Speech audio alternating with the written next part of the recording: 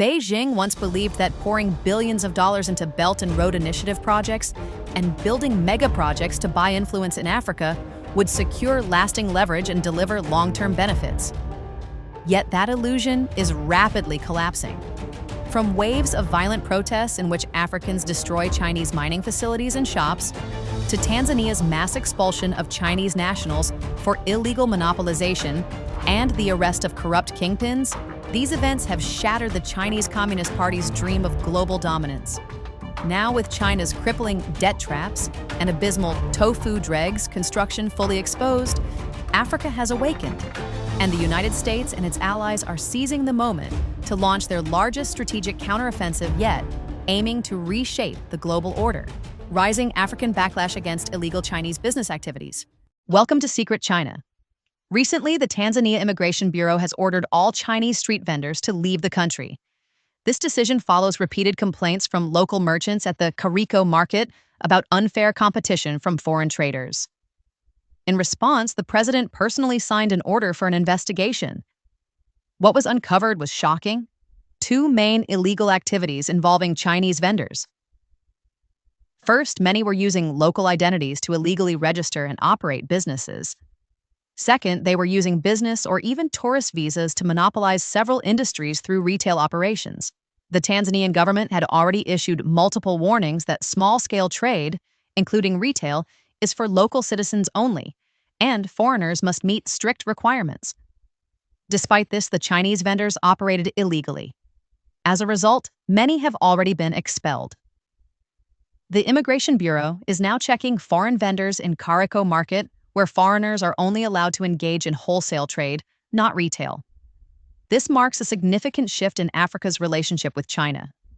Once the Chinese Communist Party gained influence in Africa through aid and infrastructure projects, now they face growing skepticism and distancing from African nations.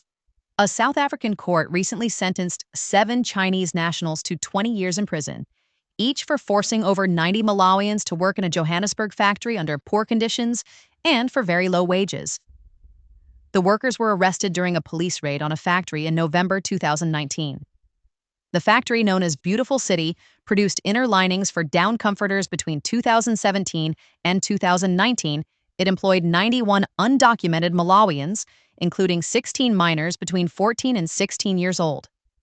These workers were forced to work long hours, 7 days a week, and were confined to the factory. The Chinese were charged with human trafficking, enslavement, unsafe working conditions, and helping illegal immigrants stay in South Africa. What was once called the road of friendship is increasingly seen as the road of awakening. In Africa, dissatisfaction with Chinese business is growing. In Kenya, the China Square controversy highlighted complaints that Chinese retailers were dumping goods at low prices, hurting local small businesses. The Trade Department even threatened to expel foreign retailers, urging them to focus on manufacturing instead of retail. In Namibia, Chinese companies have been accused of exploitative practices, hiring too many Chinese workers, limiting local job opportunities, and failing to meet tax and labor laws. This led to threats to shut down or destroy Chinese business facilities. Subpar products and management issues in Chinese enterprises have also drawn criticism. In Zimbabwe, the term ding-dong is now associated with low-quality Chinese consumer products. Some Chinese mining companies and factories have faced protests and violence over unclear contracts, poor working conditions, and environmental violations. In Angola and the Central African Republic, residents have destroyed Chinese shops and mining facilities to protest monopolistic practices and labor exploitation by Chinese firms. These events highlight growing awareness in African nations of China's excessive market penetration and unregulated competition, which have harmed local economies and created social instability. China's low-price competition strategy is now under fire. For example, Chinese motorcycle brands, once popular in Africa due to low prices, are losing ground due to poor quality, difficulty in repairs, and increased market regulation. African nations are sending a clear message to Chinese businesses: you can enter the market, but you cannot do so recklessly. There are Indians, and these too. Many Chinese two-wheeled motorcycles entered the African market, but they failed, outpaced by Indian motorcycles. The reason? Poor quality. For example, cheap turn signals and mudguards that broke easily under intense UV rays. It's the same issue seen in Vietnam with Japanese motorcycles. The quality was poor, the plastic was fragile, and it broke easily. No one wants that. No matter how cheap something is, if it's low quality, people won't buy it. That's why Chinese motorcycles haven't succeeded in the market while Hao Jue motorcycles have dominated across Africa. One user explained, "This is true. We used to plate parts for a local motorcycle company. In the 90s, when Chinese two-wheel motorcycles first became popular, nickel plating took about 15 minutes, and chrome plating took 10 minutes, still considered standard. Over time, though, nickel plating was done in just 10 minutes, and chrome plating was often rushed, sometimes in under a minute. The boss would joke that by the time those parts reached overseas, the plating would be rusted off. A recent incident has not only embarrassed Hebei residents, but also shamed us in Africa. A Nigerian businessman paid 330 million naira, around 1.5 million RMB, to a Hebei import-export company for solar panels, only to receive defective, typhoon-damaged products. Hebei products are known for their low prices, and Nigerian buyers are skilled bargainers. While low prices are attractive, they often come at the cost of quality. My client told me that some cheap solar panels on the market are labeled as 400 watts but only produce around 300 watts, yet still work. But the products from this company were unusable. It's completely unacceptable. Now the Nigerian client can't even reach the company. Phone calls go unanswered. Desperate, they've contacted Interpol to pursue this case internationally. Under the CCP's oppressive system and intense social competition, overcapacity has fueled excessive competition and price wars. Many companies lower prices and cut quality to win market share. This may work short-term, but it harms brand reputation and consumer trust in the long run. In manufacturing and consumer goods, low-quality products have flooded the market, hurting consumers' rights and making markets unstable. As more Chinese companies expand abroad, this overcompetition is affecting global markets. Belt and road problems, debt traps, corruption, and growing economic tensions. In the last decade, China has expanded its influence across Africa through the Belt and Road Initiative, investing in everything from railways to power stations, binding African countries with heavy loans and infrastructure projects. China has invested over $400 billion in Africa, mostly through loans and project financing. Africa holds essential resources like lithium, cobalt, and rare earths, which are crucial for global energy and defense industries. Through infrastructure projects, China has gained control over the transport of these resources. To increase its influence, China has used aid and infrastructure projects to secure votes in international organizations like the UN, giving China a diplomatic edge. Economically, China's cheap goods and large loans have deepened some African countries' reliance on China, leading to what some call a debt trap. But many problems have emerged with China's Belt and Road projects in Africa, prompting many countries to rethink their partnerships with China. High interest rates and tough terms, like in Kenya's Mombasa-Nairobi standard gauge railway project, have left governments with numerous debts. Most of these projects are carried out by Chinese companies, limiting local job opportunities despite promises to create jobs. On top of that, contracts are often unclear, fueling corruption, like in Tanzania and Nigeria, where lack of transparency has been a major issue. Many projects also have low returns, like zombie electricity debt crises, where projects didn't generate enough revenue to pay back the huge loans. The United States and allies launch a strategic counteroffensive. As China's debt projects, corruption scandals, and exploitation cases continue to surface, its influence in Africa is fading, and African countries are distancing themselves from China.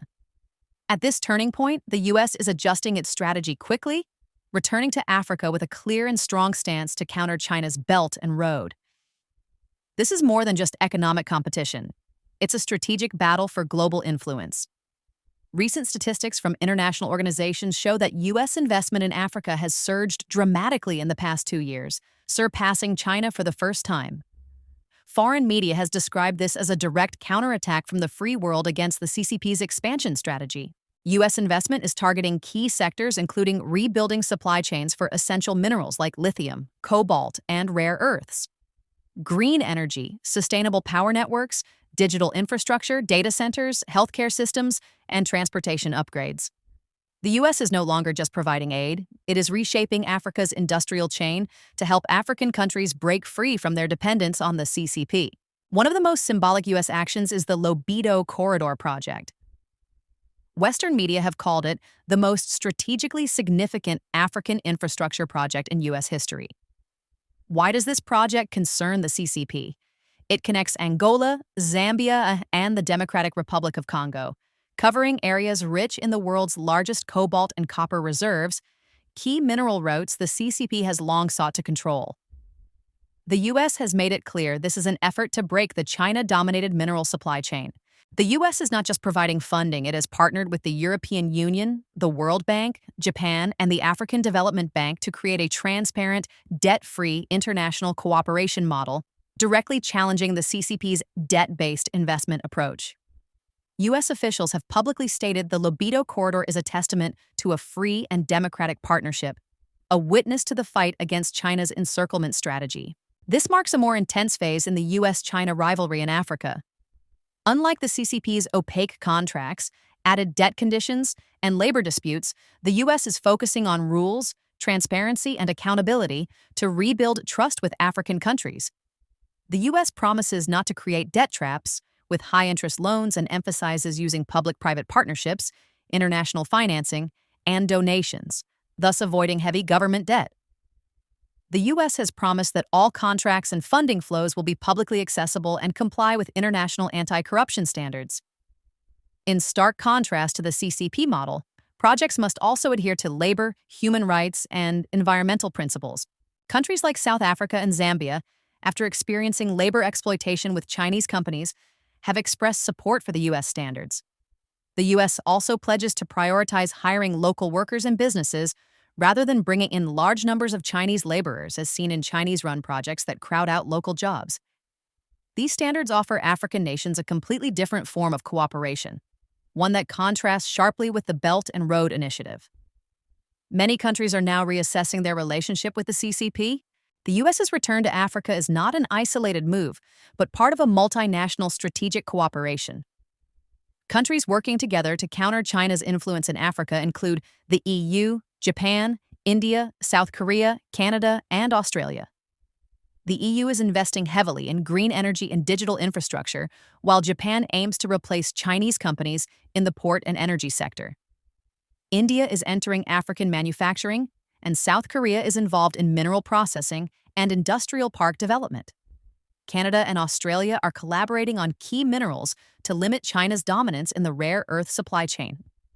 This multinational effort has created an anti-Belt and Road economic belt, making it harder for the CCP to maintain a dominant position with its debt-based model. As China's credibility in Africa continues to decline, the U.S. has accelerated its efforts, offering a transparent, standardized, and internationalized alternative to the Belt and Road Initiative. The core of this competition is not just economic interests, but the long-term battle for global order. The U.S.'s return to Africa signals the end of China's dominance on the continent. Africa is entering the post-China era. A global strategy to contain the CCP's supply chain and geopolitical influence is forming, with Africa becoming the key battleground in the U.S.-China rivalry. The situation is increasingly tipping in favor of the U.S. and the West, faced with African nations' growing awareness of the debt traps and resource exploitation behind the Belt and Road Initiative. The CCP has started offering debt relief, attempting to regain favor with goodwill while maintaining its strategic pressure. However, this surface-level leniency cannot hide the long-standing exploitation and broken promises. African nations, having suffered from past experiences, are now more vigilant. They are no longer easily swayed by foreign powers when it comes to wealth, employment, and resource distribution. This highlights a deeper truth. True international cooperation is not about using debt and project control to gain compliance, but about transparency, equality, and sustainable development. The U.S. model, focusing on local employment, transparency, and long-term returns, is offering Africa an alternative, an opportunity for African nations to determine their own future and escape debt traps.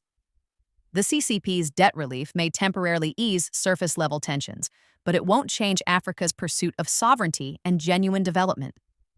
The future of Africa will be shaped by the lessons learned and the awakening of its people, who will gradually take control of their economic destiny. The world will see clearly that the so-called Belt and Road aid is not cooperation but exploitation. Thank you for watching Secret China. If you value thoughtful, independent journalism, we invite you to subscribe, share your thoughts in the comments, and join the conversation. Until next time, stay informed and take care.